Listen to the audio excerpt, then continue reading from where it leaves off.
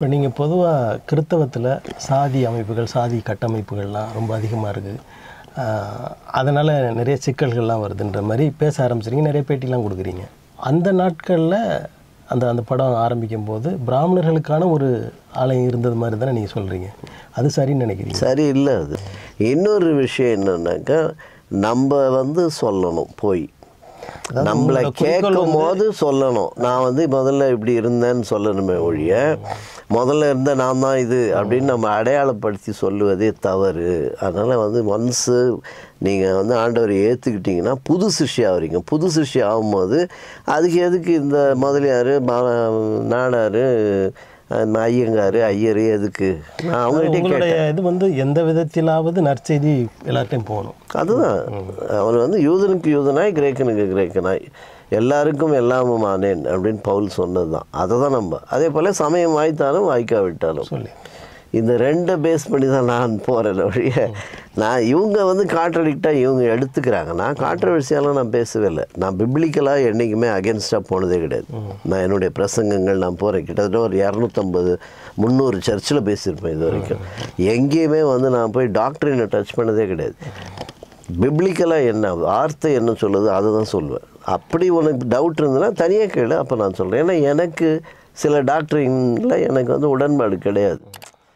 அதனால் அதை தான் நான் இப்போ கூட அவங்க பத்மா முதலியார் அப்படின்னு போடுறாங்க. ஆக்சுவலாக அவர் தான் நடராஜ முதலியாருடைய மனைவி. இவங்க எதுக்கு அந்த முதலியார் எடுத்து இவங்க கூட சேர்த்துக்கிட்டாங்க? நான் நிறைய இடத்துல நான் அது கேட்குறேன். அது தவறாக இல்லையா? அதுதானே உனக்கு அடையாளம். கிறிஸ்தவன்ன்றதை விட வேறு அடையாளம் உனக்கு வேணும் இல்லையா? இப்போ இது தவிர்த்துனா இப்போ நான் கேள்விப்படுறேன், கொஞ்சம் நாட்களுக்கு முன்னெல்லாம் கேள்விப்பட்டிருக்கேன். அதாவது பிராமணர்கள், பார்ப்பனர்கள் நாங்கள் தான் உண்மையான கிறித்தவர்கள் அப்படின்னு சொல்கிற ஒரு சிலர், சாதி சார்ந்தவங்கள்லாம் ஒன்றிணைத்து கொண்டு நம்ம தான் உண்மையான கிறித்தவர்கள் அப்படின்னு சொல்கிற மாதிரியான ஒரு செய்திகள்லாம் வருது. அப்படியா? நான் கேள்விப்படல. ஆனால் அது மாதிரி செய்தி எப்படி வருதுன்னாக்கா, இந்த கான்வெர்ட்ஸுக்கே அது ஒரு கர்வம், ஒரு பெருமை வரும்.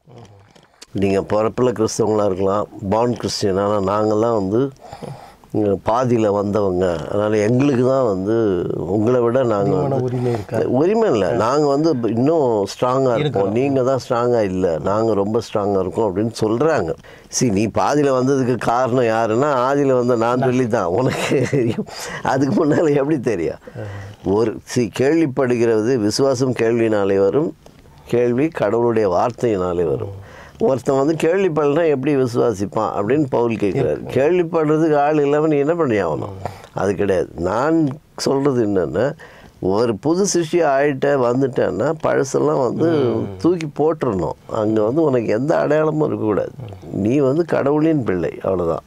கிறிஸ்தவன்ற ஒரு அடையாளத்தோட அவ்வளோதான். அதுக்கு மேலே உனக்கு தேவையில்லையே. இப்போ அந்த முதல் 2 அந்த படங்களில் கூட இந்த ஐந்தவித்தான் பற்றி பேசியிருப்பீங்க நீங்கள். அந்த வார்த்தை உங்களுக்கு ஏன் அந்த அளவுக்கு உங்களுக்கு பிடிச்சிருந்ததுன்னு இல்லை, நம்மளுடைய கிறிஸ்தவ ஆய்வாளர்கள், ஆராய்ச்சியாளர்கள், தெய்வநாயகையா ஐந்தவித்தான் யாருன்னு ஒரு புத்தகமே போட்டிருக்காரு. ஸோ அதில் கொடுக்கப்பட்ட விளக்கம், பரிமேல் அழகர் கொடுத்த விளக்கம் கூட தவறு. அதுதான் இன்றைக்கி நம்ம அதை கிளைம் பண்ணணும். ஏன்னா அடக்குதல்னு சொல்கிறார். அடக்குதல் என்பது கடவுள் எதுக்கு ஐம்புலனை அடக்கணும்? அது கடவுளாகவே இருக்க முடியாது. அதனால் அதுவும் கடவுள் வாழ்த்தில் வர பாட்டில் அது இருக்கக்கூடாது. அதனால தான் என்னுடைய படத்தில் நம்ம சுபவீரபாண்டியன் ஐயா அவரையும் நான் சந்தித்து பேசுனேன். ஏன்னா அவர் எழுதின குரல் வனம்னு ஒரு புத்தகம் எழுதியிருக்காரு. அதுலேயே இந்த அவித்தல் என்பது அது இறைநிலை குறித்த சொல்லுன்னு அவர் சொன்னதை படித்து தான் நான் அவர்கிட்ட போனேன். ஸோ நீங்கள் நாத்திகர், அதை நான் எடுக்கிறது இதுதான் படம், இதுதான் ஆன்மீக படம் தான். ஆனால் இந்த ஒரு வார்த்தைக்கு விளக்கம் என்னன்றது மட்டும் நீங்கள் சொன்னீங்கன்னா போதும்னு சொன்னார். இது இறைநிலையை குறிக்கிற வார்த்தை அப்படின்னு சொல்லி. அதனால் 5 புலன்களையும் அவித்தவன். அவி என்றால் பலி. அவியாய் அவியுமாகி அருக்கமாய் பெருக்கமாகி பாவியர் பாவம் தீர்க்க பரமனே பிரம்மனாகி. தெளிவாக இருக்கும் அதில் இயேசு கிறிஸ்து இந்த உலகத்துக்கு வந்தார். அதனால் அவி என்றால் பலி. அதனால தான் ஜீவோ ஜீவசிய ஜீவனே அப்படின்னு சொல்கிறது என்னென்னா, ஜீவனானவர் ஜீவனை தந்து ஜீவிக்கிறார்னு அர்த்தம். இதெல்லாம் அதில் நீங்கள் இப்போ ஜீவனாக இருக்கிற ஜீவனை தந்துன்னு சொல்கிறீங்க. அதுக்கு முன்னாடி அதை சொல்லணுன்ற அவசியம் இருக்கா? அதாவது சமஸ்கிருதத்தை உங்கள் படங்களையும் அப்படி சொல்கிறீங்க.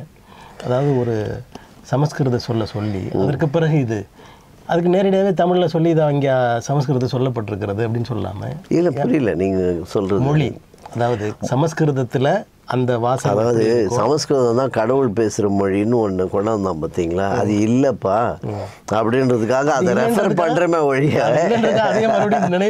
நினைவுபடுத்துறது இல்லை. நீ அதையே நம்பிட்டு இருக்க, அது இல்லை, அதுக்கு முன்னால் இது வந்துருச்சு. ஏன்னா சமஸ்கிருதம் எழுது வந்து தொன்மை வாய்ந்ததுன்னு நீங்கள் சொல்கிறீங்களா, அது கிடையாது. அதனால் 1ஆம் நூற்றாண்டுலேயே வந்து இங்கே எல்லாமே இருக்குது. அது வந்தது பார்த்திங்கன்னா 250 தான் உங்களுக்கு வந்து கல்வெட்டுலேயே வந்து இருக்குது. அசோகர் கல்வெட்டுலேயே அது இல்லை. அதனால் நீ அது சொல்கிறதுனால அது கிடையாதுன்றதை நான் வந்து எல்லா படத்துலையும் வலியுறுத்தி தான் சொல்லிகிட்ருக்கேன். சரி, எனக்கு என்னென்னா, எனக்கு பிறன் யார் அப்படின்னு இயேசு கிறிஸ்து கேட்டார். ஒருத்தர் கேட்டப்போ இவர் என்ன பதில் சொன்னார், ஒரு கதையும் சொல்லிவிட்டு நீ இப்போ சொல்லுப்பா இந்த 3 பேரில் யார் அவனுக்கு பிறனாக இருந்தான் அப்படின்னு கேட்டார். அப்போ அவன் சொல்கிறான், அந்த காயம் கட்டினானே அவன் தான் அப்படின்னு சொன்னதும் அந்த சமாரியன் கதையில். நீயும் அதே மாதிரி போடான்னு சொல்லி அனுப்பிச்சார். அப்போ எனக்கு பிறன் யாருன்னு கேட்கும்போது நீ யாருக்கு பிறனா இருக்கிறான்னு தான் இயேசு கிறிஸ்துவை கேட்டார். அப்போ என் வீட்டு பக்கத்தில் இருப்பவர் யார் என்பது முக்கியமல்ல, நான் யார் வீட்டு பக்கத்தில் இருக்கிறேன் என்பதுதான் முக்கியம். அப்போ நான் யார் வீட்டு பக்கத்தில் இருக்கேன்னா, அந்த பக்கத்து வீட்டில் இருக்கவருக்கு சமஸ்கிருதம் தெரியும்னா நான் சமஸ்கிருதத்தில் சொல்லணும்.